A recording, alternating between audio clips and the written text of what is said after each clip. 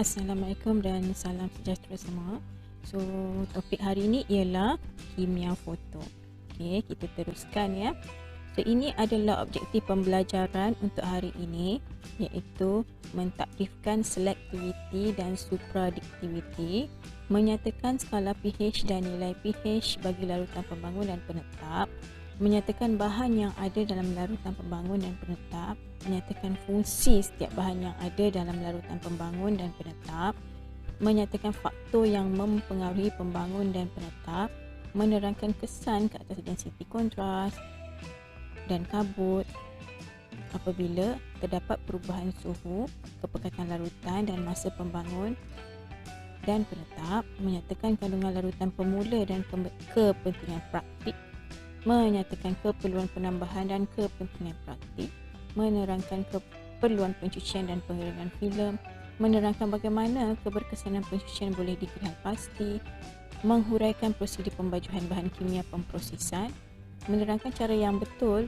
untuk penyetoran dan pengendalian bahan kimia, dan menerangkan aspek keselamatan kegunaan bahan kimia dan peraturan yang berkaitan KOSH. Okey, kita mulakan dengan objektif yang pertama, iaitu takrifan selectivity. Okey, selectivity ialah keupayaan sesuatu ejen pembangun iaitu developer untuk membezakan antara agentum halida yang telah didedah dan belum didedah. Okey, developer ni hanya menukarkan agentum halida yang telah didedah kepada logam agentum. Okey, perkara ni saya dah explain pada kuliah yang lepas ya, dalam topik imej pendam ya, bagaimana developer itu dia memilih kristal yang telah didedah. Okey. Okey, seterusnya takrifan supradiktivity. Supradiktivity ditakrifkan sebagai aktiviti dua ejen developer yang digabungkan dalam larutan yang sama. Okey. Yang lebih kuat daripada jumlah aktiviti mereka. Kelebihan yang diperolehi semasa menggunakan dua ejen dan kombinasi. So ini di dalam di dalam developer dia ada dua ejen yang kita gabungkan untuk kita memaksimumkan aktivitinya.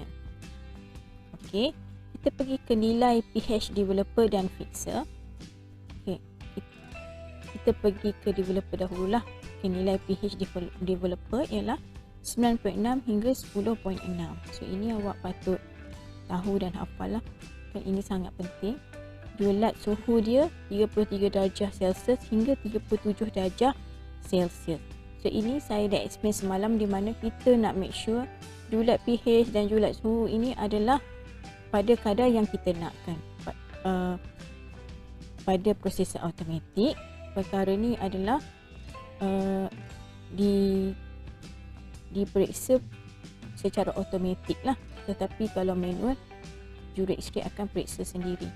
So, manakala pH fixer ialah julat pH 4.0 hingga 4.9. So, mengapa tak letak suhu fixer? Sebab saya dah explain semalam, suhu fixer kurang memberi kesan kepada image filem. Okay? Okay, kita pergi ke pengaruh suhu developer terhadap filem. So, that's why kita sangat pentingkan suhu developer ni apabila kita mencuci filem. So kita tengok dekat graf pertama. So you all tengok ini, okey, apa yang terjadi pada filem. Ini adalah graf ciri lengkungan yang telah awak belajar pada sensitometer, pada kelas sensitometri yang lepas. Okey, awak tengok ni ada 3 filem yang berbeza. So filem pertama awak tengok di sini, major increase in developer temperature. So apa perubahan dia berbanding dengan filem yang menggunakan suhu developer yang betul? So kalau awak tengok, pertama dia punya kabut adalah lebih tinggi. Okay? Kabut filem yang melalui developer bersuhu tinggi adalah tinggi. Okey. Okey, lagi satu apa? Kontras dia adalah kurang sebab kecerunan graf adalah berkurang. So ada perubahan di sini, satu perubahan dari segi density, iaitu dia meningkat. Maknanya kabut basic, kabut dia adalah tinggi, dan yang kedua adalah kontras dia juga berkurangan. Okey. berbanding dengan filem yang menggunakan suhu developer yang betul. Okey, untuk yang tengah ini adalah sedikit peningkatan pada suhu. Okey, apabila sedikit peningkatan pada suhu, maka kita tengok kat sini sedikit tinggi pada kabut dan dia punya kontras adalah sedikit tinggi berbanding dengan kontras yang menggunakan developer yang pada suhu yang betul. Okey. Itu sebab kita perlukan suhu yang betul untuk kita dapatkan image filem yang kita mahukan, yang terbaik lah. Okey. Okey, kita pergi kepada graf yang satu lagi. Kita tengok kat sini tau. Kita tengok kat sini. Ini adalah filem. Graf yang pertama adalah menggunakan suhu developer yang betul. Okey. Ini adalah sedikit pengurangan pada suhu. Okey. Yang ini adalah banyak pengurangan pada suhu developer. Okey, kat sini kita dapat tahu satu, kabut basic dia adalah kurang. Okey, itu adalah baik, tetapi tidak berbeza sangat dengan yang menggunakan suhu yang betul dan menggunakan sedikit perubahan suhu yang kurang. Okey. Tapi kalau major pengurangan suhu, so kita tengok apa kejadian dia. Kontras akan berkurang. So kita tak nak. So apabila perubahan suhu terjadi pada developer, sama ada dia terlebih tinggi di sini atau dia terlebih rendah, maka kita akan filem akan mengalami pengurangan kontras. Okey. So kontras kita dah belajar pada kuliah sensitometer. Kontras ialah kecerunan graf. Maka tinggi kecerunan graf, maka tinggilah kontras filem yang kita dapat. So kalau rendah kecerunan graf, maka rendahlah kontras filem tersebut. Kurang kontras. Okey. Itu berbeza. Itu perbezaan dia. Okay, kita pergi kepada next slide. So kita pergi pemprosesan filem. So semalam kita dah belajar pemprosesan filem.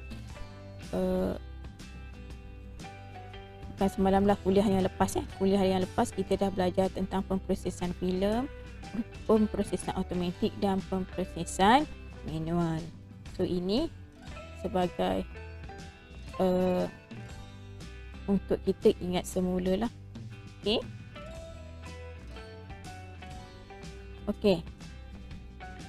Pemprosesan filem seperti yang kita tahu ialah menghasilkan satu radiograf yang kering untuk menyimpan pada jangka masa tertentu tanpa merosot mutu imej, merosakkan atau merosotkan mutu imej. Okey, kalau dulu kita masih guna filem, so kita nak filem itu kekal cantik. So nanti kita nak refer mudah. Okey.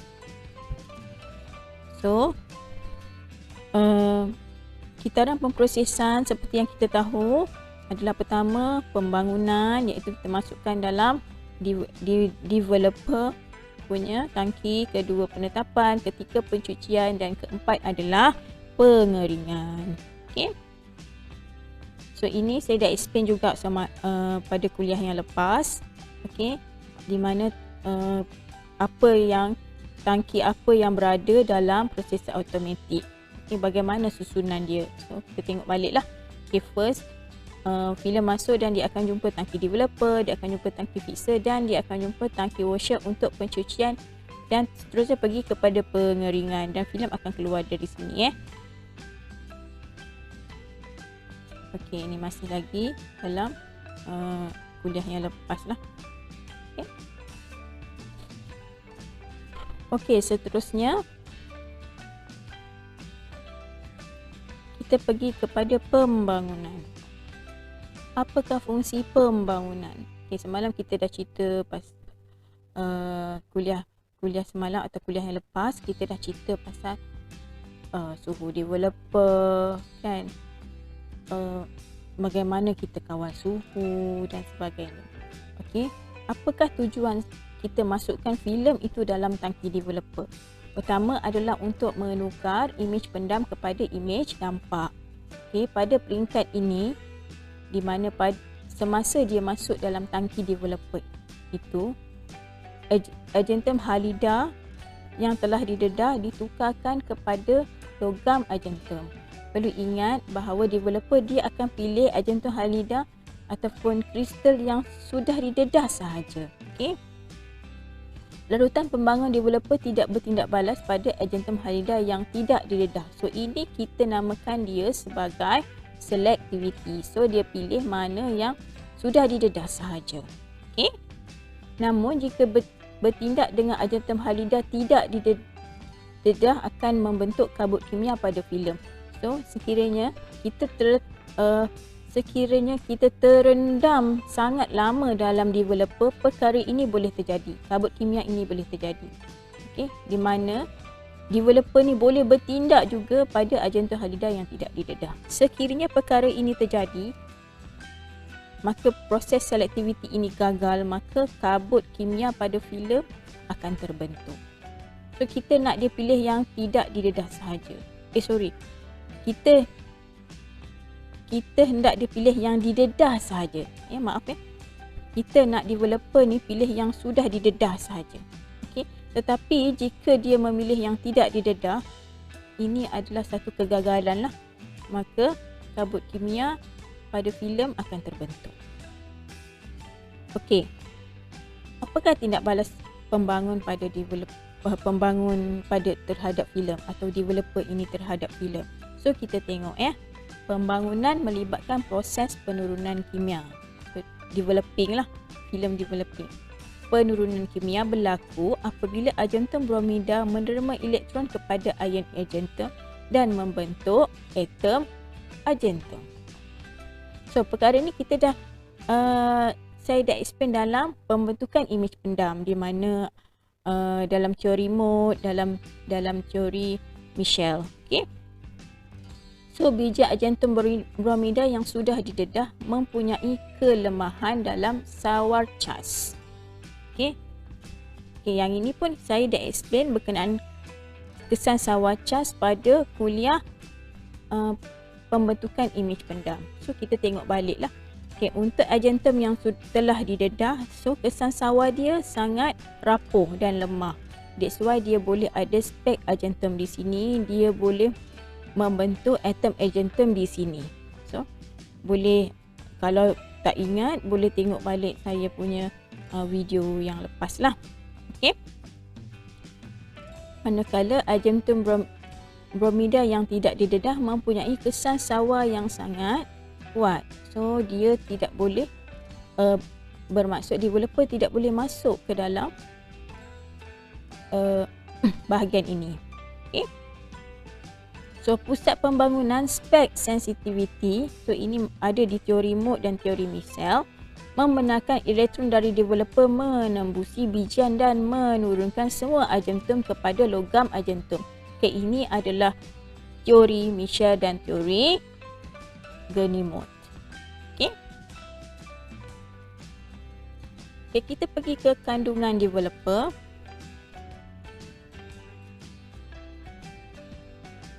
Okey, kita pergi kepada kandungan developer. Apa yang ada pada developer ialah ejen pembangunan, pengawet, pemecut, penahan, penimbal, so ejen sequestra, pelarut dan lain-lain ejen tambahan ya.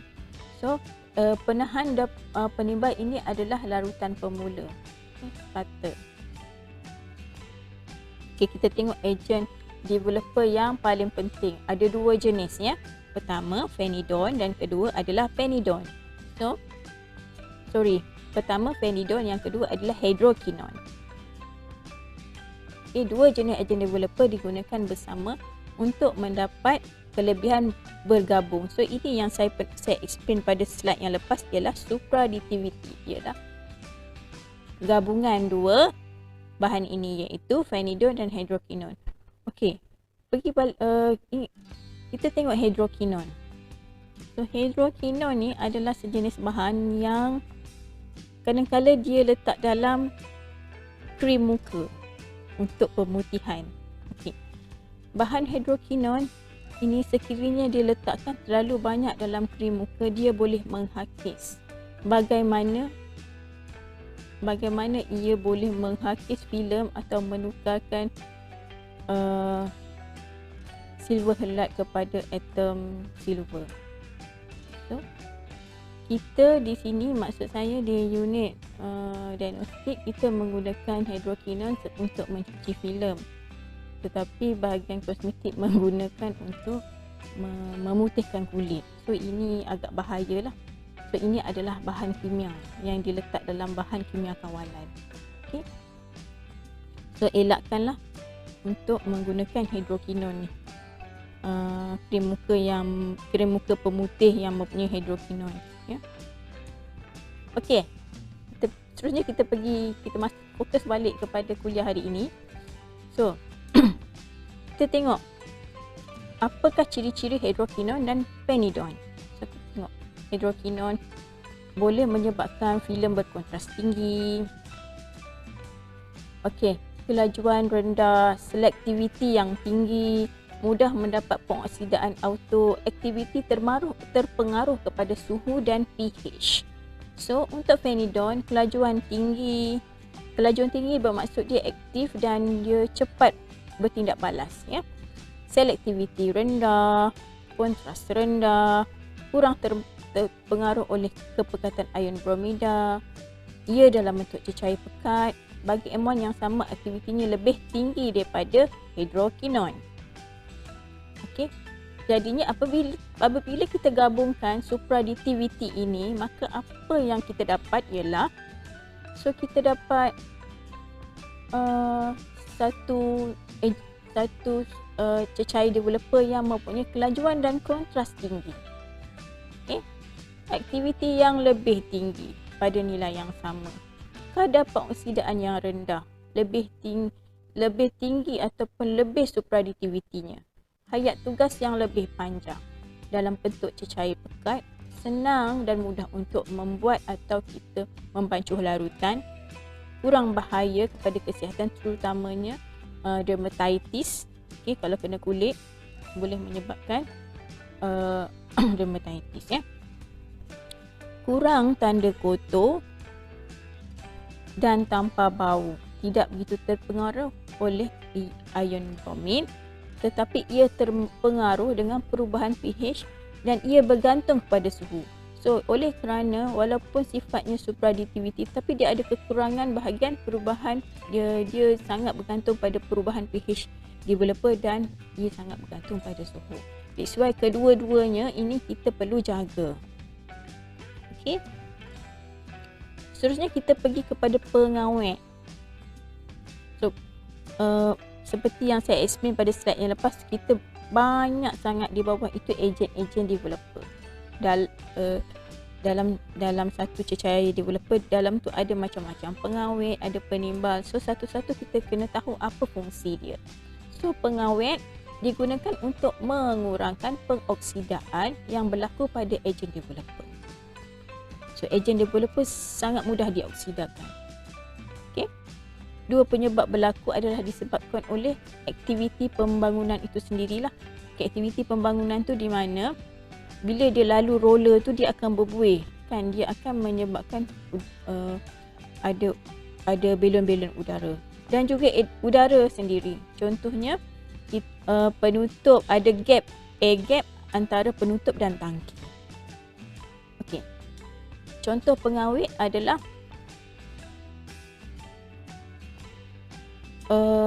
dari pelbagai jenis sulfat. Contohnya kalium sulfat atau metal sulfat.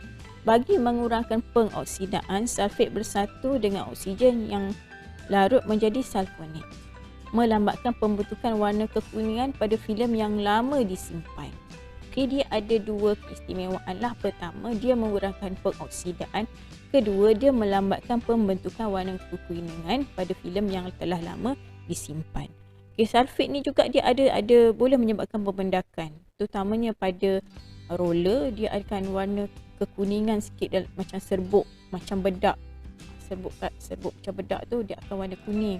Kalau kita, that's why kita kena check supaya tiada mendakan tu. Jadi kita kena cuci dengan air suam pada bahagian roller atau pada bahagian penutup resistor automatik. Okey, saya dah tunjukkan semalam bagaimana bentuk resistor automatik tu. Okey. Seterusnya kita pergi kepada ejen pemecut. So, ejen pemecut adalah ejen alkali untuk mengawal aktiviti developer. Ya. Dia mengawal aktiviti developer dengan memastikan nilai pH adalah terkawal. Contohnya sodium hidroksida dan kalium hidroksida. Ejen pemecut penting untuk kawal nilai pH kerana pH larutan penting ke atas aktiviti developer dan kontras image. So kita nak pH tu pada tahap yang optimum untuk kita pastikan aktiviti developer, untuk kita pastikan developer ni dia pilih kristal yang sudah didedah sahaja. Okey. pH yang terlalu rendah menyebabkan aktiviti developer jadi lembab. So kalau lembab tu contohnya dia dah masuk dalam, kalau pH tu berkurang, so dia dah masuk dalam tangki developer tu. So bila dia keluar masuk ke fixer, dia tak sempat lagi untuk pilih silver halide yang sudah didedah tadi. So maknanya image tidak dibangunkan sepenuhnya. Okey. pH terlalu tinggi, developer menjadi terlalu aktif menyebabkan berlaku kabut kimia. Okey, ini yang saya cakap. Sifat developer ialah kita nakkan dia memilih kristal ataupun silver halide yang telah didedah. Tetapi sekiranya pH terlalu tinggi, maka aktiviti atau tindak balasnya sangat tinggi pada filem. Dia boleh bertindak balas ke atas silver halide yang belum didedah juga. Sebab dia terlalu aktif. Dia boleh tembus bahagian sawah cas tu. So that's why dia boleh menyebabkan kabut kimia. So kita tak nak ini terjadi ya. Okey, ejen penimbal. Bahan kimia yang boleh mengekalkan normal nilai pH sesuatu larutan pada had yang normal. So berupaya mencegah penukaran pH dengan menyerap ion hidrogen hasil dari pembangunan sebelum ia bercantum dengan ion bromin. Okey. Ini berada di emulsi lah. Kurangkan penghasilan asid dan kekalkan nilai pH. Okay. Tujuannya adalah untuk mengekalkan nilai pH. So banyak ejen-ejen tambahan ni kita tujuannya untuk kekalkan nilai pH. Sebabnya kita nak pH ni memang maintain pada kadar optimum lah. Kita tak nak terjadi kabut kimia dan gambar pun tak cantik dan kita terpaksa reject filem tersebut dan kita terpaksa buat pemeriksaan sekali lagi kepada pesakit. So kita dah meningkatkan dos kepada pesakit, dos dedahan pertama. Kedua, kita dah buang filem, membazir filem. Okay? So kita tak nak. That's why banyak ejen-ejen di bawah ejen developer ni adalah bertujuan untuk mengekalkan nilai pH. Okay, contohnya adalah ejen penimbal ialah asid borik dan sodium hidroksida. Okay. Okay. Seterusnya ejen penahan dan ejen sekuestra. So ejen penahan ini bertujuan untuk meningkatkan keupayaan selectivity developer. Okay. Mencegah menghasilkan kabut kimia. So apa dia punya fungsi dia apabila filem masuk dalam tangki developer? So ejen penahan ini bertindak dengan menambahkan sawah cas yang mengelilingi bijian. So dia tak nak developer ni memilih silver yang belum didedah. So caranya dia menambahkan lagi sawah cas, ya, yang mengukuhkan kedudukan silver halide yang belum didedah lah. So supaya developer tak kacau silver halide yang belum didedah tu. Okay, ejen penahan ialah ejen organik dan ejen inorganik, ada dua. Ni contohnya benzotriazole untuk ejen organik dan kalium bromida untuk ejen inorganik. Okey, seterusnya pergi pada ejen sequestra. Okey. Ejen sequestra ini pula tujuannya untuk mencegah mendapan selut. Okay, lumpur kalsium yang dikesan sebagai deposit kapur atas filem yang kering atau pemendapan tangki developer. So ini adalah masalah yang terjadi sekiranya kita guna air pipe yang direct. Okay? Air pipe, masalah air pipe. Memang biasanya kalau proses automatik kita guna air pipe. That's why kita campurkan ejen sequestra ini untuk mencegah pemendapan selut, lumpur kalsium dan sebagainya. Okay? Contohnya EDTA dan asid ethylene. Okey, kita pergi kepada pelarut pula. Pelarut, air itu adalah sebagai pelarut lah untuk pemprosesan radiografi. Okay, berfungsi untuk membawa sebagai media pembawa di mana larutan developer dilarutkan. Juga boleh kawal aktiviti pembangunan dalam aktiviti pembangunan. Okey, juga bertindak untuk melembabkan emulsi supaya bahan kimia boleh menembusi dan bertindak balas dengan argentum halida.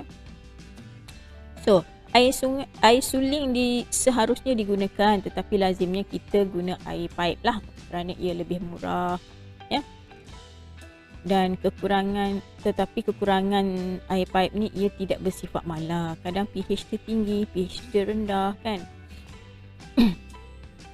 Okey.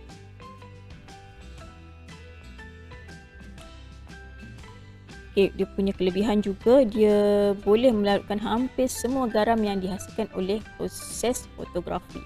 Okay, garam tu apa? Crystal halide tu adalah sejenis garam lah. Kita dah explain dalam, saya dah explain dalam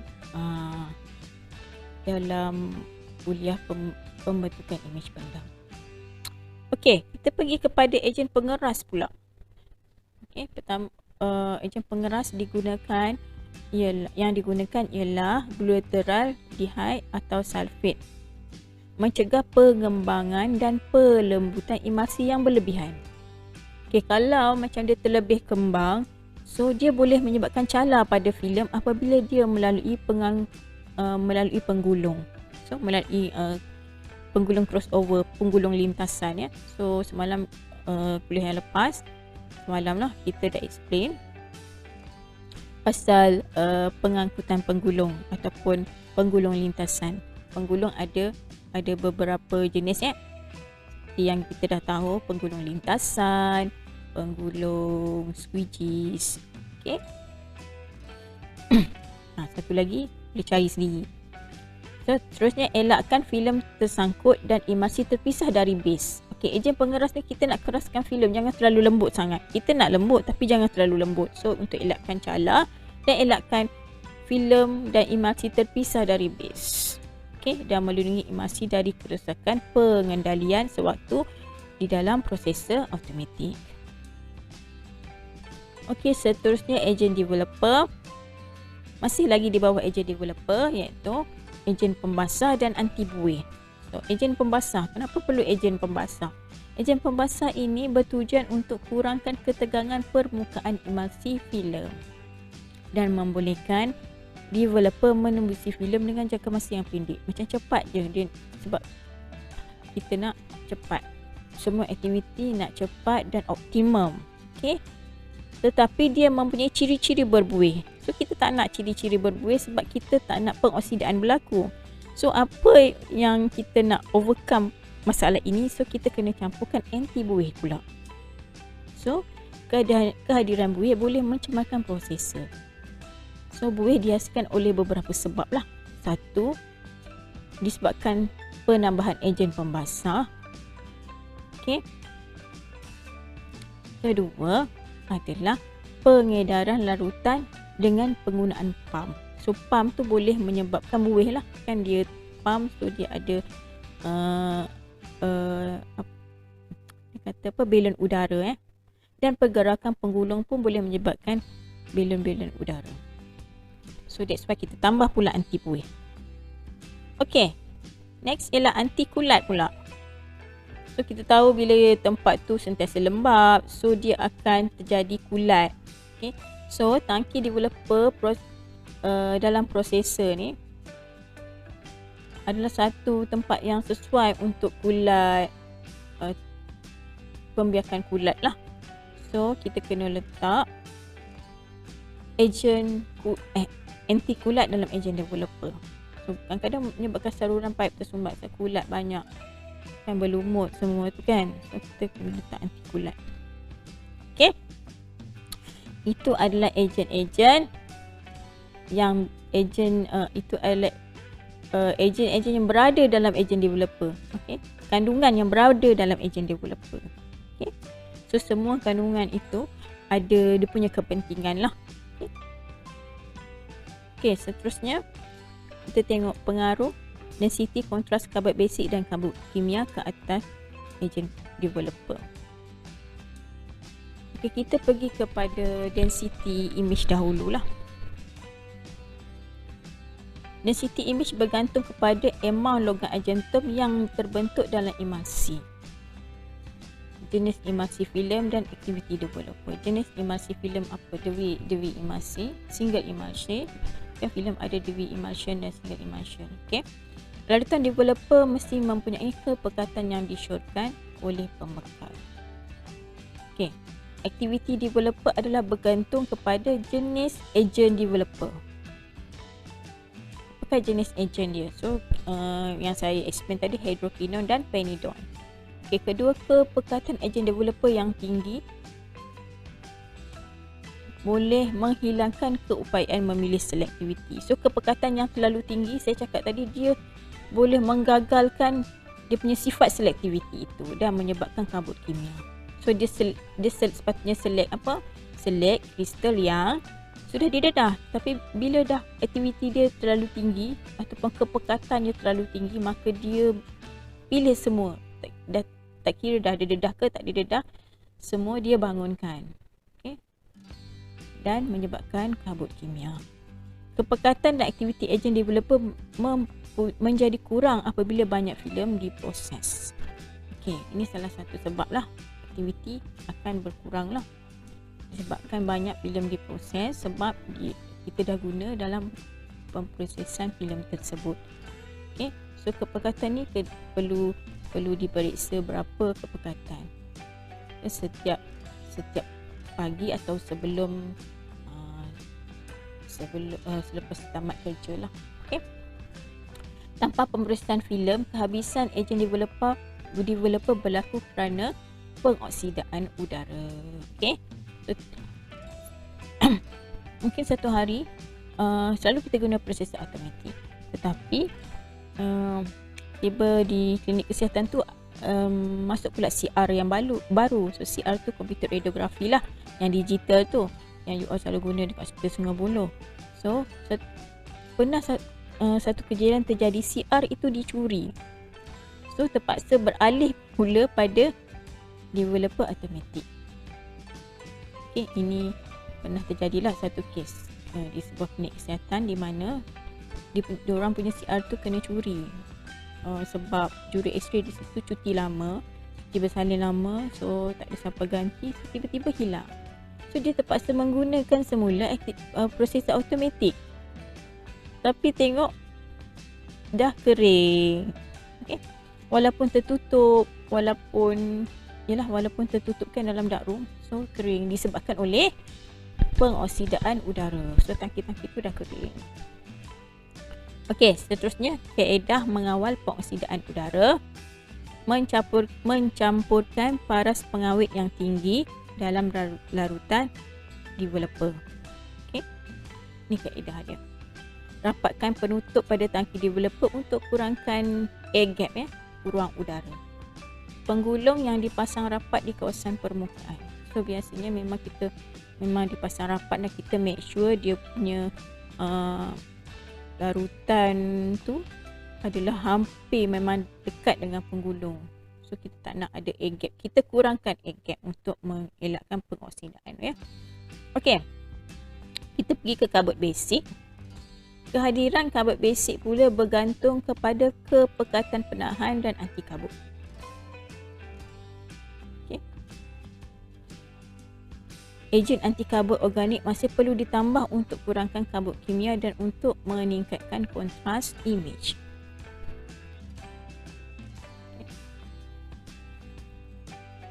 Karbon basic, satu lagi karbon basic adalah disebabkan oleh peningkatan suhu developer. Kita dah cerita tadi pada awal-awal slide ya. Kabut boleh meningkat disebabkan oleh peningkatan developer. Kontras boleh berkurang disebabkan oleh peningkatan suhu developer. Kabut basic meningkat disebabkan oleh peningkatan suhu developer. Okay, suhu developer yang tinggi boleh meningkatkan kabut basic dan mengurangkan kontras image. Okay. Tetapi suhu yang kurang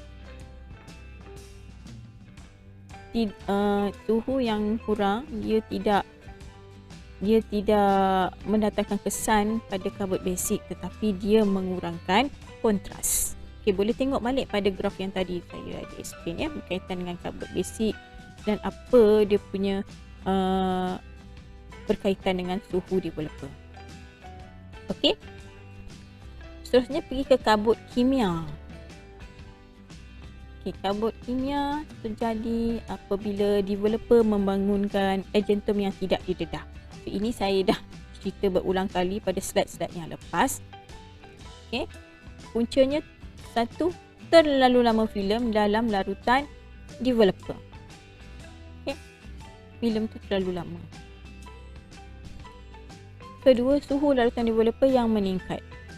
Suhu larutan developer meningkat menyebabkan kabut kimia akan meningkat. Kabut akan meningkatlah, kita tengok pada graf yang saya dah terangkan tadi. Peningkatan suhu menyebabkan kabut meningkat. Okay. Larutan developer terlalu pekat, aktif sangat, so dia pilih juga yang kristal atau silver halide yang tidak didedah. Okay. pH larutan developer meningkat. Okay. So ini adalah punca kabut kimia. Punca kabut menjadi tinggi. Kalau kita cek dalam densitometer, di densitometer kita buat ujian sensitometri, so kita akan dapati filem yang masuk pada developer yang suhu dia tinggi, larutan developernya pekat dan pH larutan developer meningkat, dia punya kabut tu akan tinggi. Boleh dikurangkan dengan ejen penimbal, membantu mengawasi pH dan penambahan ejen pemecut supaya aktiviti developer dapat dikawal ya. Okey. Itu kita dah tadi cerita pasal kandungan developer. So kita dah cerita pasal pengaruh density, kontras, suhu terhadap developer. So kita tengok bagaimana persediaan konstituen developer, macam mana kita nak bancuh. Untuk yang kuliah yang lepas saya cerita automixer bancuh sendiri kan, so kita ada pembacaan automatik. Tetapi sekiranya ada masalah dengan pembacaan automatik automixer, so Puree X-ray perlu bancuh sendirilah. Okey. Untuk developer dia ada 3 bahagian pembancuhan, 3 bahagian yang perlu dibancuh ya. So dia ada A, B dan C. A adalah kandungan A itu adalah ada hidrokinon, ada pengawet, ada penimbal dan pemecut.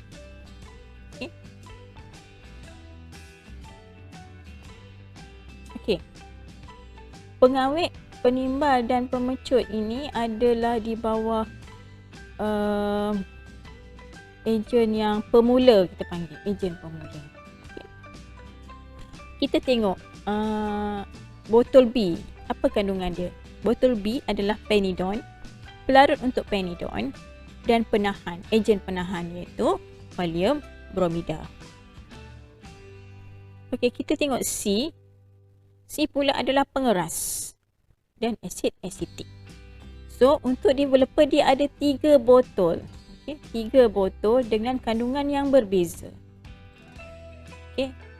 Okey, ni tangki developer lah. So kita nak bancuh dia masuk ke dalam auto mixer. Auto mixer tak boleh bancuh sendiri. Auto mixer dah rosak. So kita masuk dalam auto mixer. Sebab daripada auto mixer tu dia akan mengalir masuk ke tangki developer. Okey. Okey. Pertama, apa yang kita sebagai juruk X-ray buat kalau mengendalikan bahan kimia? So perlulah pakai pakaian dan alat yang disyorkan untuk memancuh bahan kimia. So dia macam pakai PPE tu. Okay, dia tu ada mask, ada goggle. Okay. So kedua, sediakan isi padu air yang disyorkan. Ini semua dia dah di label botol tu dah ada. Okay, dia daripada pengelang. Okay, ketiga, pastikan isi padu tangki kimia boleh menerima bancuhan yang hendak disediakan. So kita tengok balik tangki kimia, tangki kimia pada replenisher tu. Okay. Tangki tambahan replenisher tu tangki auto mixer lah. Kita bayangkan auto mixer tu. Kita tengok auto mixer tu. Okay. Sebuah tangki yang sama fungsi dengan auto mixer. Okay. Auto mixer tu sebenarnya tangki untuk kita letakkan developer yang sudah dibancuh.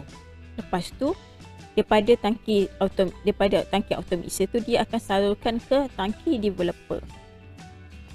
Okay. Tangki developer pada prosesor automatik. So keempat, okey, ketiga ni kita check tangki ni muat tak dengan isi padu yang nak kita bancuh. Okey, keempat, A, B dan air diratakan sebelum masukkan C. So kita kena make sure AB, hydroquinone dan penidone ni dicampur dengan air terlebih dahulu. So AB masuk dulu. Okey, kacau larutan selama 2 minit sekurang-kurangnya atau sehingga sebatian tu larut. Larutan tu sebatilah. Okey. Okey, nombor 6.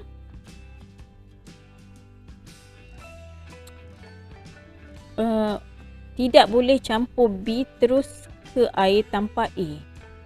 Boleh menyebabkan pemendapan penidone yang tidak larut dalam air. So kita kena make sure A tambah B dahulu, kemudian baru masukkan air.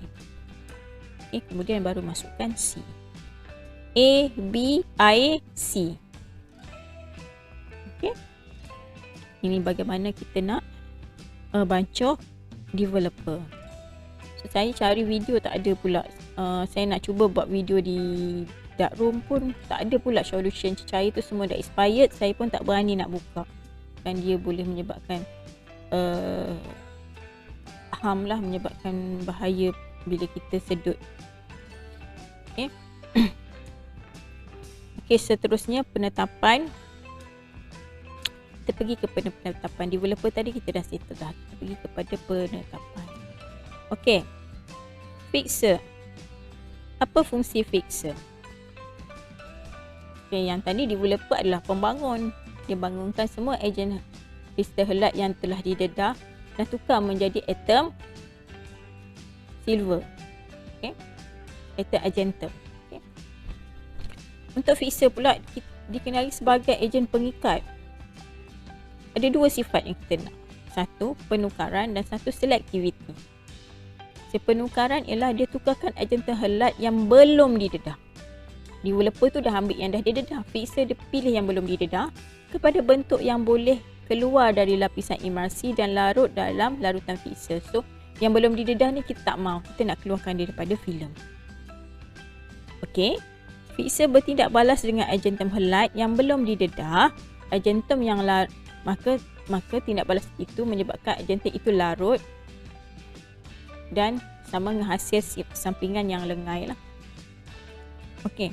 Sifat selektiviti ini adalah fixer hanya bertindak balas dengan argentum halida yang belum didedah dan tidak bertindak balas dengan gelatin dan pada emulsi. Dia hanya tidak balas pada agentum halida yang belum didedah sahaja. Okay. So dia tak kacau gelatin pada emulsi. Sebab gelatin itu bersifat apa? Bersifat lengai, maknanya dia tidak bertindak balas dengan bahan kimia. Kita dah belajar berkenaan gelatin dalam pembentukan imej pendam. Okey, kita pergi ke fungsi fixer. Apakah fungsi fixer? Mula kita masuk filem dalam developer. So kalau proses automatik, kita masuk dalam developer, terus kita pergi kepada fixer. Okay, dia tak sama macam yang manual. Manual kita kena bilas dahulu, developer bilas masuk fixer. Okay. Kalau proses automatik, kita direct daripada developer masuk fixer sebab kita ada satu roller, kita panggil squeegee roller, iaitu penggulung pemerah. So kita perah dulu developer dekat filem tu, dia melalui satu penggulung pemerah yang memerah developer, baru dia masuk fixer. Okey, fixer adalah bertujuan untuk menghentikan tindak balas pembangunan. Kalau developer adalah ejen alkali kan, so fixer adalah ejen bersifat asid. So bila dia masuk fixer, so dia dah fixer menghilangkan sifat-sifat developer dengan perubahan pH yang terjadi di perubahan pH lah pada larutan. Okey. Kedua, menjelaskan imej. Okey. Ketiga, mengurangkan agentum halide yang masih tertinggal dalam emulsi. Dia tak nak agentum halida yang belum didedah ni, dia nak buang. So dengan cara itu dia boleh menjelaskan imej. Okey. Keempat, menetapkan imej untuk menstabilkan menjadi kimia stabil yang tidak berubah dan tidak fotosensitif lagi. So apabila filem tu keluar daripada proses automatik, maka filem tu bukan tidak bersifat fotosensitif, tak sama macam sebelum dia masuk proses automatik. Okay, filem sebelum masuk proses automatik dia sangat fotosensitif kan. So that's why kita pergi kat dark room dan kita hanya untuk pengandalan filem kita hanya buka safe light sahaja. Itu lampu selamat yang saya cakap yang berwarna merah tu. Okay. Sebab apa? Sebab filem sensitif pada cahaya. So bila dia keluar daripada proses automatik, dia dah kering, dia dah ada imej nampak pun terhasil, maka filem itu tidak lagi bersifat fotosensitif. Okay, ini adalah fungsi fixer. Seterusnya, melengkapkan proses pengerasan. Okay. Bergabung dengan agentum halide yang tidak larut dalam emulsi filem dan membentuk sebatian yang boleh larut keluar dari emulsi. So dia bergabung dengan agentum halide yang tidak didedah tadi, kemudian dia larutkan dalam dan membentuk sebatian yang boleh larut keluar dari emulsi. So dia tarik keluar agentum halide yang tidak didedah tadi. Okey. Okey, bagaimana perkara-perkara ini berlaku? Maknanya bagaimana fungsi fixer ini berlaku? Bagaimana fixer itu berfungsi? Macam tu. Okey, pertama, hentikan pembangunan di mana peringkat pembangunan akan berhenti kerana larutan fixer adalah lebih asid. Yang saya dah explain tadi. pH-nya adalah 4.0 hingga 4.5. Maka pembangunan berhenti apabila filem masuk ke dalam tangki fixer disebabkan nilai pH yang berbeza. Okey. Okey, seterusnya menjelaskan imej.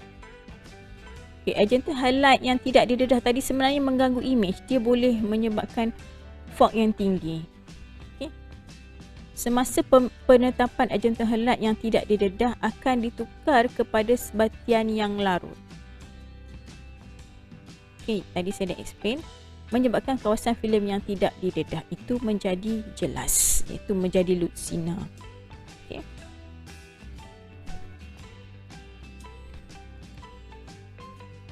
Okey, kita pergi kepada fungsi seterusnya, iaitu melengkapkan proses pengerasan. Sebahagian proses pengerasan telah dicapai semasa pembangunan. Proses pengerasan ini akan diteruskan dan lengkap dalam tangki fixer. So pengerasan ni sebenarnya kita dah dapat dah masih dalam proses masa di developer. Jadi fixer dia lengkapkan. Kerana dia nak memastikan gelatin tidak menyerap terlalu banyak air. Okay. Ini memastikan gelatin tidak menyerap terlalu banyak air. sekiranya pengerasan masih belum pengerasan masih belum lengkap, maka gelatin akan serap lagi banyak air.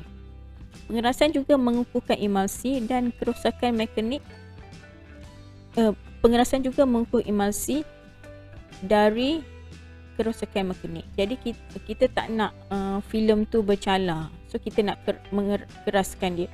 Kita tak nak terlalu lembut. Kalau lembut tadi kan boleh menyebabkan cala dan menyebabkan base tu, emulsi boleh terkeluar daripada base. Okay. So kita kena keraskan permukaan filem tersebut. Okay.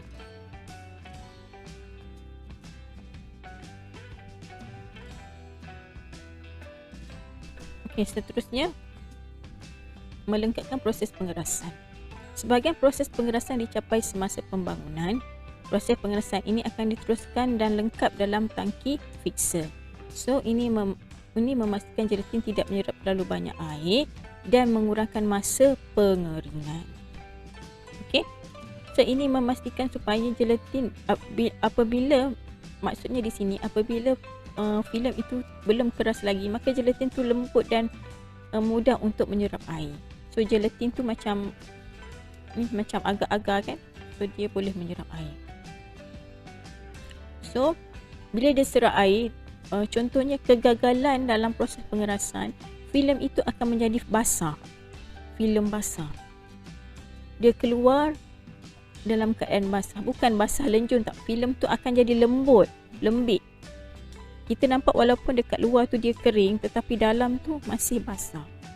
Sebab gelatin tu dia dah serap terlalu banyak air. Okey.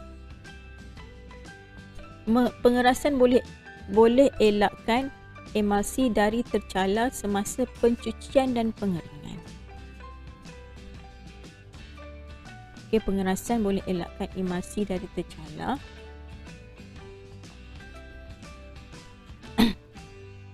semasa pencucian dan pengiriman. Maknanya kalau filem basah tu, maknanya dia kuranglah pengerasan. Kurang pengerasan bermaksud boleh menyebabkan cala. Okey. Menetapkan filem. Okey, fixer atau dinamakan penetapan filem. Menetapkan image. Okey. Dalam proses menjelaskan image, emulsi tidak sepatutnya mengandungi agentan halida yang belum didedah. So dia nak buang semua agentan yang belum didedah tadi. So supaya kita tak nak supaya tak ada agen yang sensitif. Tidak ada agen sensitif pada cahaya tertinggal dalam emulsi selepas proses penetapan. Okey. Logam agentum dalam emulsi adalah stabil. Image menjadi tetap apabila proses penetapan tamat. Okey. Agentum halida ini adalah sejenis bahan yang sangat fotosensitif. So that's why kita buang. Tapi bagi agentum yang sudah didedah, dia dah bertukar kepada logam agentum dan dia tidak sensitif lagi lah. Okay. That's why kita agentum halide yang tidak ditukar kepada agentum, kita kena buang dia. So dia adalah agent sensitif. So kita tak nak dia. So fixer, tujuan fixer adalah untuk buang semua buah agentum halide yang bersifat fotosensitif.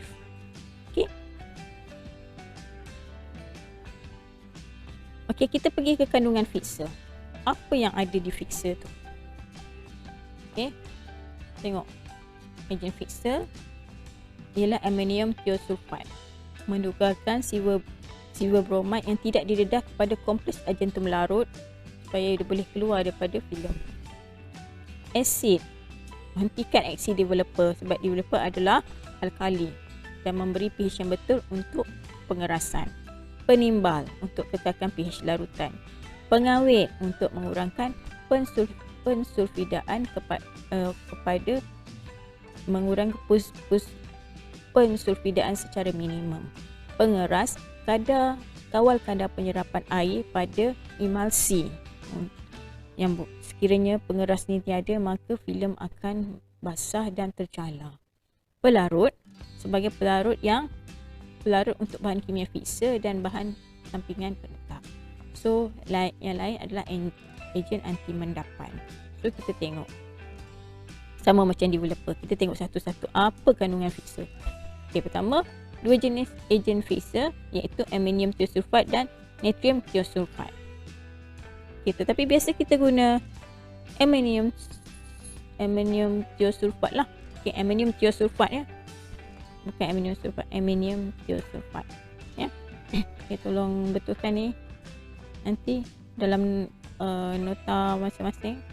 Maksud saya awak catat dan betulkan ni. Dalam bentuk kepekatan cecair, okay, amonium thiosulfat ini dalam bentuk kepekatan cecair. Sesuai diguna bagi proses manual dan automatik. Okay, lebih pantas dalam aksi pengikatan berbanding dengan sodium thiosulfat. Okay. Dia lebih pantas aktiviti dia. Masa penjelasan pun lebih singkat. Penjelasan tu apa? Di mana kita buang semua silver halide yang belum didedah. Okay. Boleh proses lebih banyak filem untuk tiap unit isi padu. Okay. Kadar kelusuhan tu lebih lambat. Kelusuhan tu bermaksud fixer tu dia dah penuh dengan silver halide. So dia dah pekat dengan silver halide. So lusuh lah, dah fixer tu dah tidak efisien lagi. So that's why kita kena check dia punya nilai kepekatan. Okay. Nilai kepekatan ion silver dalam tu, ion argentum. So bila nilai kepekatan ion argentum tinggi, bermaksud fixer itu telah lusuh dan tidak lagi efisien. Okay. Okey, seterusnya kita pergi ke tindak balas amonium thiosulfat.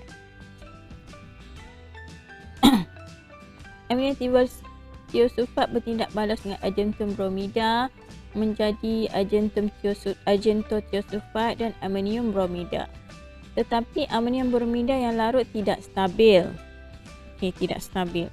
Tanpa pencucian yang sempurna, imej radiografi akan merosot semasa penyetoran kerana kehadiran tanda-tanda pencemaran. Okey. So kita kena tu sebab kita perlu cuci dia selepas tangki fixer ada tangki pencucian. Sebab kita nak cuci amonium bromida yang tidak stabil, yang larut ya, yang berada dalam filem. Yang berada di permukaan filem itulah. So seterusnya pensulfidaan. pH kurang dari 4.0 terlalu asid sebab menyebabkan perpecahan thiosulfat dan mengurai kepada satu mendapan tidak larut dan menjadi sulfur. Ini saya cakap tadi sulfur. Kadang-kadang ada sulfur warna kuning-kuning tu dekat dia punya roller. Ini adalah disebabkan tidak balas disebabkan pH yang kurang dah, tidak balas tu menyebabkan pemendakan zarah sulfur. Okey, kandungan fixer. Terus. Okey, asid pula. Ejen bagi asid adalah asid asetik dan asid sulfurik adalah bertujuan sebagai pengeras. Okey, fungsi asid fungsi asid menetralkan kealkalian developer dan hentikan tindak balas developer. Memberi paras pH yang betul. Bila filem dibawa dari tangki developer ke tangki penetap, penggulung pemerah akan buang developer yang berlebihan di permukaan filem. Okay. Developer yang ada dalam emasi masih terus membangunkan imej. Jadi kita tak nak ni. Jadi bila dia masuk dekat tangki fixer tu, kita terus nak buang, kita terus nak stopkan aktiviti dia. Sebab kalau dia terus membangunkan imej yang berada dalam filem tu, maka nanti akan jadi kabut kimia. Kita tak nak. Takut dia pilih. Kita bimbang sifat selektiviti developer itu gagal. So ini perlu disekat supaya mutu imej tidak merosot. Okey, kita pergi kepada penimbal. Campuran asid asetik dengan sebatian base sulfate, sodium atau kalium sulfate atau sodium acetate atau asid asetik. Okey, fungsi penimbal ialah mengawal pH fixer, mencegah pensulfidaan, memastikan peneutralan developer, mengekalkan aktiviti pengerasan maksimum. So fixer ni tujuannya adalah untuk membuang pertama adalah untuk menghentikan aktiviti developer. So kedua fixer tu juga untuk mengkomplitkan atau melengkapkan proses pengerasan filem. Okey. Maka penimbal ini pula mencegah pensulfidaan sebab tadi fixer yang kita guna adalah aluminium thiosulfate yang boleh menyebabkan pensulfidaannya apabila ia bertindak balas dengan argentum bromida. Okey. Okey, seterusnya ejen pengawet sodium sulfate dan kalium sulfate. Fungsi pengawet ialah melambatkan penguraian thiosulfat dan mencegah kejadian pensulfidaan. Okey, masalah pada aluminium thiosulfat ini ialah sering berlaku pensulfidaan lah. Okay. So pengawet ni adalah melambatkan kejadian pensulfidaan. Okey. Seterusnya kita pergi pada ejen pengeras aluminium klorida plus asid asetik, aluminium sulfate plus asid sulfurik. Fungsi pengeras ialah mengurangkan masa pengeringan. Okay. So filem tu tak basah.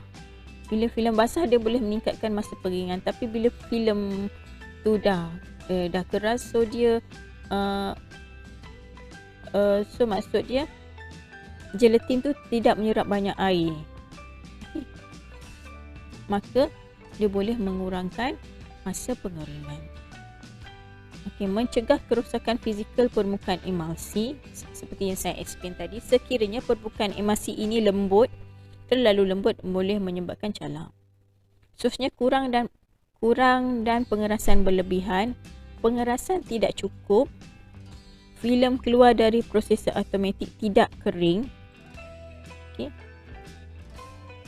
Pengerasan terlalu banyak, tidak cukup pencucian.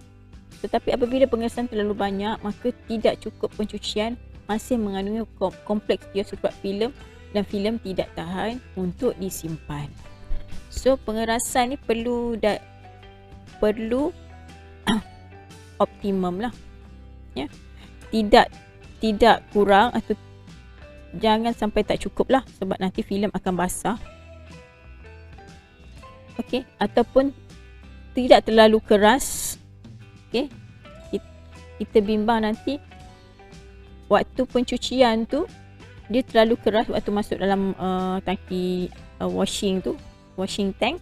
Dia terlalu keras dan filem tidak dapat dicuci dengan sempurna lah. Jadi masih ada kompleks thiosulfat dalam filem. Jadi filem akan jadi kekuning-kuningan dan tak tahan untuk disimpan. Okey, seterusnya pelarut adalah paip air menggunakan air pipe ya kat situ. So membenarkan kimia menembusi emulsi sebagai pelarut untuk memberi aktiviti serta kepekatan larutan yang perlu. Membenarkan bahan kimia menjadi bentuk ionik yang aktif. So anti mendapan, garam aluminium yang diguna sebagai pengeras mempunyai kecenderungan menghasilkan sebatian aluminium yang tidak larut. Okey. Ini boleh terlekat atau ini boleh berada, dia boleh lekat-lekat di atas permukaan filem dan sisi-sisi tangki.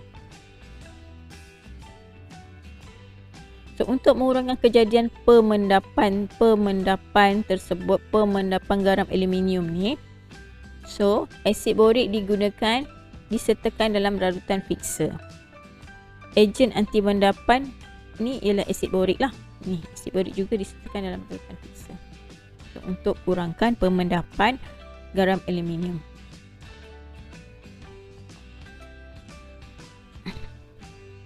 Okey. Okey, apakah faktor mempengaruhi kualiti fixer?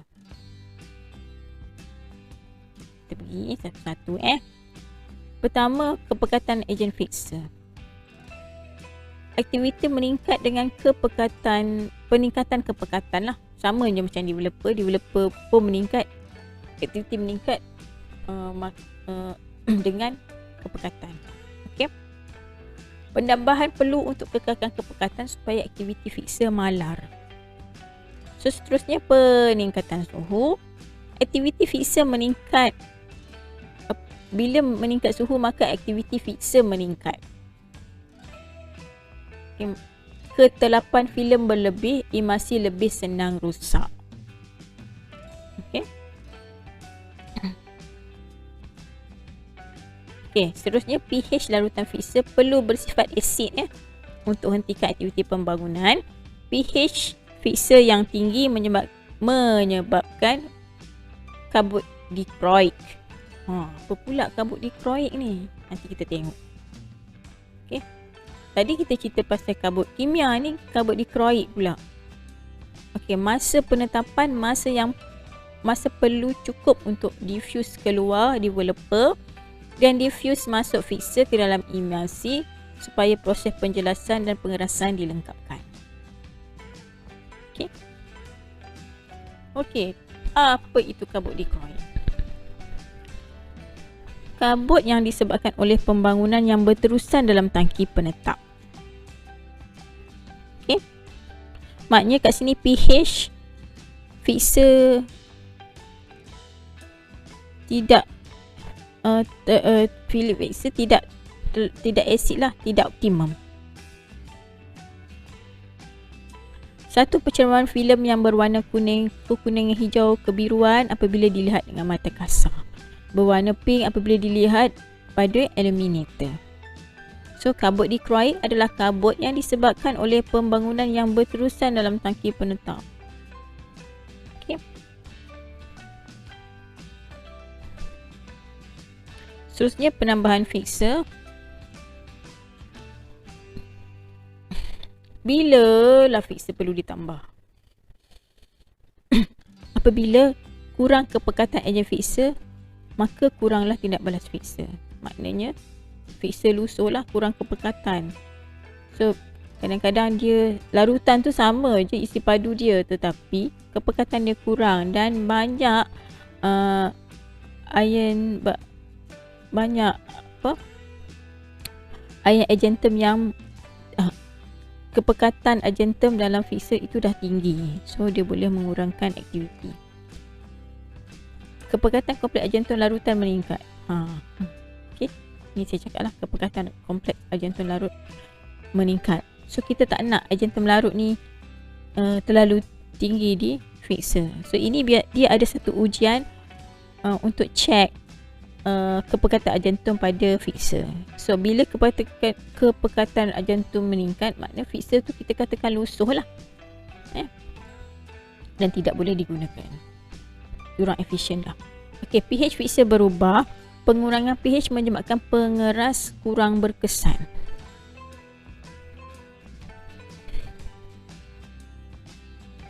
Okey. So filem menjadi lembab. So tadi filem basah lah. Ini disebabkan pengurangan pH. So dia bila kurang pH, maknanya pengerasan pun kurang berkesan lah. Dia kurang keras. Bila kurang keras, filem akan lembut. Gelatin akan mudah menyerap air. Bila menyerap air, dia akan mudah calar apabila melalui roller nanti. So filem pun akan menjadi lembab sebab penyerapan gelatin yang tinggi disebabkan pengurangan pH. Pengurangan pH ni menyebabkan pengurangan aktiviti fixer. Okey. Filem akan menjadi basah. Masalah pengangkutan ni maksudnya mungkin bila masuk roller tu dia tak lurus. Dia akan jadi sengit sikit sebab dia dah lembut. Dan filem pun akan bercalar apabila melalui penggulung. Okey. Faktor yang mempunyai kekerapan penambahan fixer pertama adalah kawasan filem yang diproses. Filem tu besar. Kalau selalu sangat kita guna filem besar, maka cepatlah dia lusuh. Cepatlah aktiviti dia akan berkurang. pH dia pun akan berkurang lah. Okay. Kedua, density filem. Amount agentum yang tidak didedah yang perlu dikeluarkan. Okay. Contohnya filem tu kita guna banyak kawasan filem yang tidak didedah. boleh menyebabkan boleh mempengaruhi penambahan fixer lah. Sebab fixer ni lebih kepada agentum yang tidak didedah lah. Bila kawasan agentum yang tidak didedah tinggi, banyak pada satu filem yang kita cuci, maka dia akan kekurangan kepekatan. Okey, ketebalan emulsi filem. Emulsi tunggal ke dewi emulsi yang kita selalu guna? Kalau dewi emulsi maknanya cepatlah ia akan keraplah kita akan membuat penambahan fixer. Jenis ejen fixer, jenis yang mana? Tadi kita guna amonium thiosulfide, paras agentum dan paras pH. Okey, paras kompleks agentum yang telah saya explain tadi, kita akan cek paras agentum. Okey, dan paras pH lah. Abaikan 40 tu. Okey, seterusnya kita pergi kepada penyediaan penambahan fixer. Tadi kita ada cerita penyediaan penambahan developer. So sekarang penyediaan penambahan fixer secara manual lah. So tadi developer ada 3 bahagian, tetapi fixer ada 2 bahagian sahaja, iaitu A penambahan dan B adalah pengerasan. Okay, kandungan A, okay, tengok kandungan A adalah ada ejen fixer, asid, penimbang, pengawet dan pelarut. Manakala kandungan B adalah pengeras. Fixer ni mudah sikit nak campur. Dia ikut prosedur penghilang aja. Dia ada tulis kat situ dia label. Dia lain lah, lain ejen lain. Okay. Tetapi untuk developer dia sama ABC tu, you all kena masuk A plus B baru masuk I, kemudian masuk C kan. Okay, ikut prosedur dicadangkan oleh pengeluar. Berhati-hati dengan bahan kimia yang boleh menyebabkan terbakar. Fixer mudah terbakar ya. Memakai pakaian pelindung. Okay.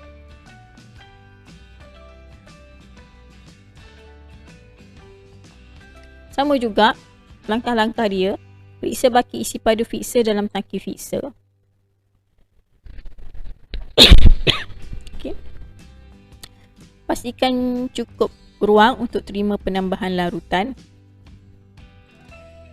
Kita tambah bukan tambah di tangki fixer prosesor automatik tu. So kita tambah di tangki penambahan lah, di tangki yang lain ya. Pastikan cukup ruang untuk terima penambahan larutan. Sama je macam developer. Tambahkan air dalam bekas seperti arahan pengeluar. Tambahkan secara perlahan semua bahagian A dengan mengacau kandungan secara berterusan. Tambahkan semua bahagian B. Teruskan mengacau larutan sekurang-kurangnya 2 minit untuk pastikan campuran adalah seragam. Masukkan larutan ke dalam tangki fixer. Okey. So, kita masukkan air dahulu, kemudian baru masukkan A dan B. Kalau developer A, B baru air kan. Okey, seterusnya kita pergi ke pencucian. Okay, tangki air itulah. Developer, fixer, lepas tu pergi ke tangki air. So pencucian, kepentingan pencucian membuang larutan fixer yang berada di filem. Membuang baki garam kompleks agentum dan sisa thiosulfide di filem yang tidak dikeluarkan oleh fixer dan yang tidak larut dari fixer. Kita nak buang baki-baki tu semualah. So ini pembuangan bahan-bahan tersebut boleh menentukan hayat filem, hayat simpanan filem atau kekalan arkib sesuatu filem. Okay. Pencucian yang bersih, yang efisien, filem tu akan tahan sangat lama. Okay. Pencucian melibatkan 3 peringkat resapan lah, disebabkan oleh gradien kepekatan yang wujud antara kepekatan tinggi garam dalam emulsi berbanding dengan air dalam tangki. Gradien kepekatan lah. Okay. Kedua, disebabkan oleh kitaran air.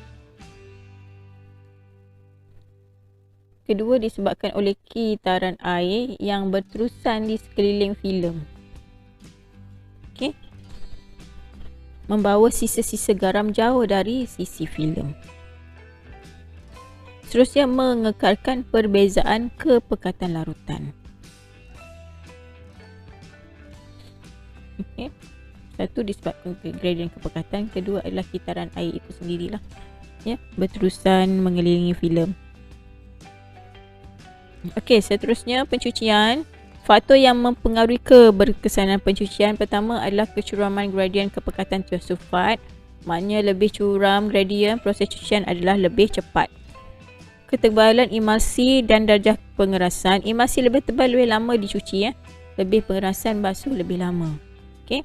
Keadaan air, kadar pengaliran dan penambahan air yang bersih. Suhu air. Suhu meningkatkan pencucian lebih berkesan. Ketegangan permukaan air akan berkurang, penembusan ke emulsi akan meningkat. Namun suhu berlebihan boleh mengemalkan emulsi, ya, dan menyebabkan tanggal dari base.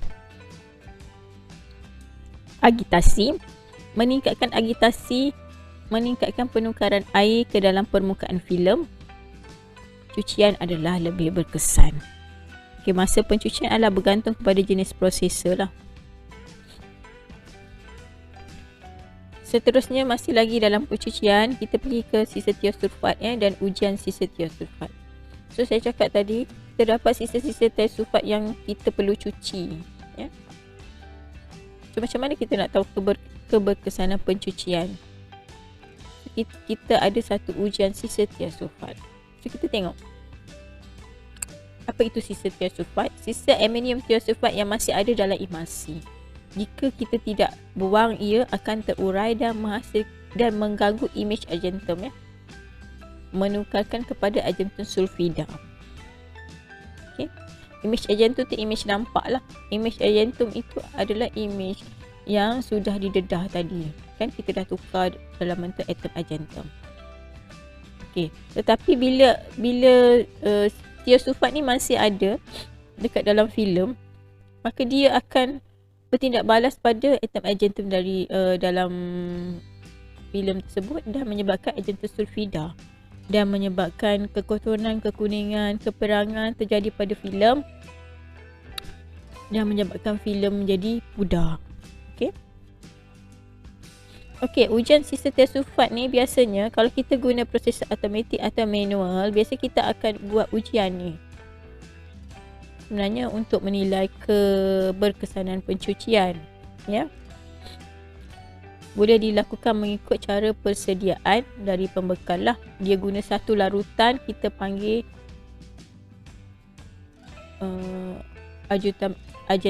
larutan 1% agentum iodida, ataupun kita panggil thiodet.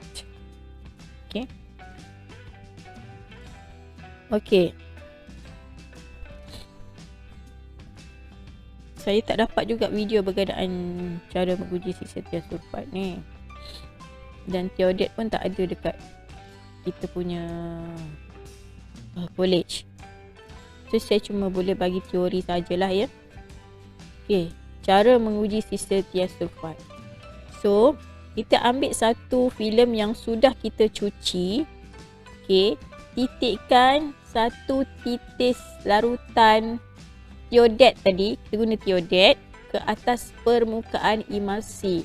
Kawasan yang tanpa dedahan, di mana kawasan yang jelas, yang cerah, yang lutsina tu. Kita letak kat situ. Satu titik. Kita tengok filem tu duit emulsi ke tak. Kalau duit emulsi, kita titikkan kedua-dua permukaan lah.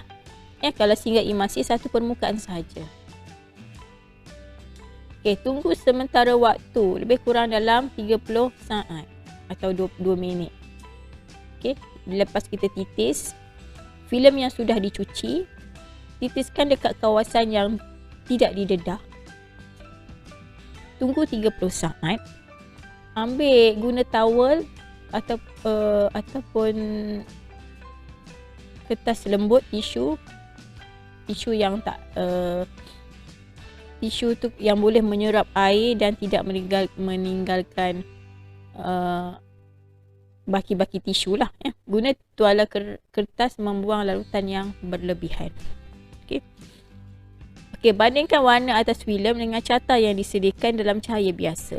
So So sebenarnya penghilang dia ada sediakan satu carta warna.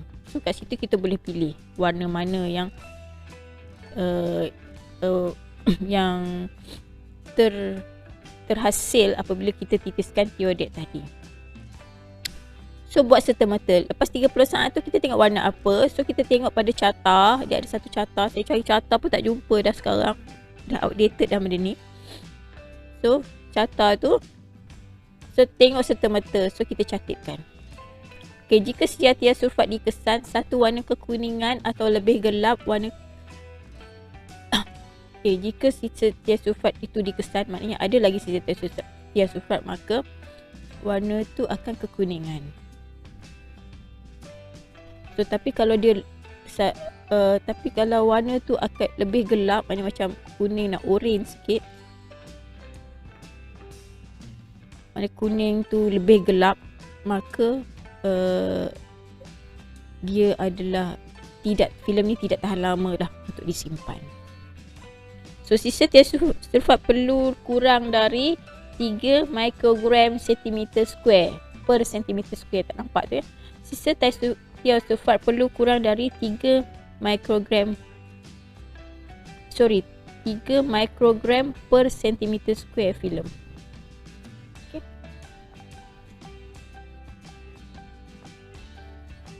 Okey, fakta mengenai sisa sulfat. Kebersihan cucian bukan 100%.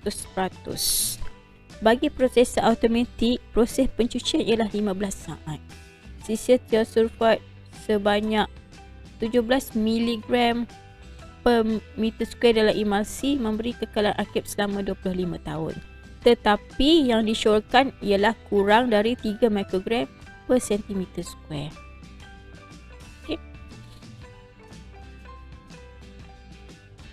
Okey, kita dah pergi ke peringkat pencucian.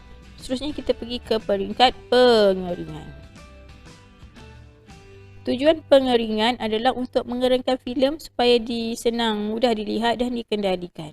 Imej tidak mudah rosak dan mudah disimpan. Filem yang kering masih mempunyai 10 hingga 15% air untuk mengelakkan emulsi dari retak. Okey. So sebenarnya dia masih lagi ada air. Kita sebab tujuannya untuk mengelakkan daripada keretakan pada emulsi. Okey, faktor mempengaruhi pengeringan. Pertama, kuantiti air dalam emulsi. Kedua, pengerangan emulsi dan ketebalan emulsi. Okey, keadaan pengeringan. Kelembapan udara adalah tidak melebihi 60% dan suhu udara adalah 40 darjah Celsius dan 65 darjah Celsius. Peredaran udara lebih deras. Maknanya penukaran udara lebih tinggi, lebih berkesan proses pengeringan. So kita dah tengok semalam proses pengeringan adalah daripada, kalau dekat proses automatik dia sedut udara daripada luar dengan kipas, ada kipas sedutan udara, kemudian dia panaskan udara. So udara tu akan dihembuskan pada filem yang lalu pada paip udara. Okey. Okey, seterusnya kita pergi cara pengenalian bahan kimia. Sebabnya kita perlu tahulah sebab pengenalian fixer dan developer adalah di bawah bahan kimia. So hidrokinon yang cuci dekat muka tu, yang krim dekat muka tu yang selalu ada, adalah di bawah bahan kimia lah. Okey, pengendalian bahan kimia. Kena pakai pakaian yang sesuai. Sarung tangan, topeng, goggle dan apron. Sentiasa baca arahan pembekal dan label di botol bahan kimia sebelum menggunakannya. So make sure you baca dulu. Okay, kadang-kadang kita rasa kita dah biasa buat, tapi we have to read. Baca lagi untuk kita remind. Tapi kadang-kadang penghilang pun berbeza. So kita kena baca jugalah. Daripada penghilang lain mungkin cara dia berbeza. Okay. Pastikan langkah pertolongan cemas dicetak dan dipamerkan untuk pengetahuan semua staf. So kod terpercik air dekat mata, terpercik solution kimia tu dekat mata kita. So apa perlu kita buat? Semua tu kita perlu pamerkan, ya. Tidak makan dan minum dalam kawasan pengenalan kimia. So dark room tu bukan tempat makan dan minum. Itu adalah biasanya kita ada satu bilik kimia untuk pengendalian bahan kimia. Tapi kalau di unit kesihatan, kalau dulu saya akan baca dalam dark room jugalah. Okey, tidak membiarkan bahan kimia tanpa simpanan yang betul. Okey, seterusnya kita pergi ke penyetoran bahan kimia. Pastikan simpan dalam stor kimia, bukan simpan di bilik pengimejan, ya. Mesti simpan di stor kimia, developer dan freezer. Okey, pengedaran udara dan pencahayaan perlu baik. Okey, suhu perlu mengikut yang disyorkan oleh pembekal suhu stor kimia itulah. Susun botol secara meregak. Kita takut kalau kita baringkan dia tertumpah dan sebagainya, sebab kebanyakan bahan kimia adalah mudah terbakar. Rak untuk botol kimia tidak boleh terlalu tinggi sebab kita takut dia jatuh. Bila jatuh, pecah, tumpah dan mudah terbakar. Botol yang kecil simpan di rak atas dan yang besar di rak bawah. Tidak guna botol atau bekas yang lain untuk mengisi bahan kimia sebab kita tak tahu tindak balasnya. Kita tak tahu bahan tu lengan kimia ataupun tidak. Okay, kita jangan tukarlah, kita guna botol yang telah disediakan oleh pembekal sahaja. Tutup botol bahan kimia dengan baik untuk elakkan tumpahan. Tidak meninggalkan label, ya. Pastikan label jelas, boleh dibaca. Tidak simpan bahan kimia dengan bahan mudah terbakar. Seperti saya cakap, biasanya bahan kimia ini adalah mudah terbakar lah. Adakan buku rekod untuk keluar masuk bahan kimia. So kena rekodkan. Okay. Bilik stor kimia perlu dikunci dan hanya orang yang bertanggungjawab sahaja boleh keluarkan dan masukkan bahan kimia di stor kimia. Okey, ini adalah COSH atau Control of Substance Hazard to Health. Okay, ini pula awak perlu tahu jugalah sebab kita mungkin bakal mengendalikan bahan kimia, ya. Peraturan COSH menjalankan penilaian risiko kesihatan untuk mengenal pastikan hazard. So biasanya individu yang sering mengendalikan bahan kimia, dia perlu menjalani penilaian kesihatan lah. Kita tak tahu sebab kita sedut bahan kimia selalu. Contohnya kalau dulu yang manual memang akan buat penilaian risiko kesihatan. Sebabnya duduk berapa lama di dalam dark room dengan tangki-tangki bahan kimia yang terbuka. Okay, pendedahan terlalu tinggi, terutamanya pada paru-paru sebab kita sedut dalam tu. Dark room ada tertutup pula, so banyak risiko lah. Okay, menentukan pencegahan. Macam mana kita nak cegah? Mungkin cara dia kita kena rotate. So tak perlu orang yang sama untuk mengendalikan filem di dalam dark room. Contohlah. Okey, cara kawalan untuk meminimumkan atau singkirkan risiko yang dikenal pasti. Kawalan prosedur kerja berkala untuk keberkesanan. Lakukan pemeriksaan kesihatan untuk mengesan penyakit yang berkaitan dengan dedahan pekerjaan. So biasanya kalau ada juga kes, contohnya kes yang melibatkan dark room, chemical ni, kes yang menyebabkan penyakit respiratory atas, ya. Ataupun ada juga yang sebab benda ni lama kan, mungkin dalam 15 hingga 20 tahun, 20 hingga 25 tahun baru kita boleh tahu kesannya. Contohnya kanser paru-paru sebab kita terlalu kerap menyedut bahan kimia tersebut. Okey, memberi informasi arahan dan latihan kepada semua staf. Okey, peraturan COSH yang perlu diaplikasikan di kawasan pemprosesan. Pertama, kena mengenal pasti bahan yang digunakan dan kandungan kimianya. Okey, kedua, di mana dan bagaimana bahan kimia itu digunakan.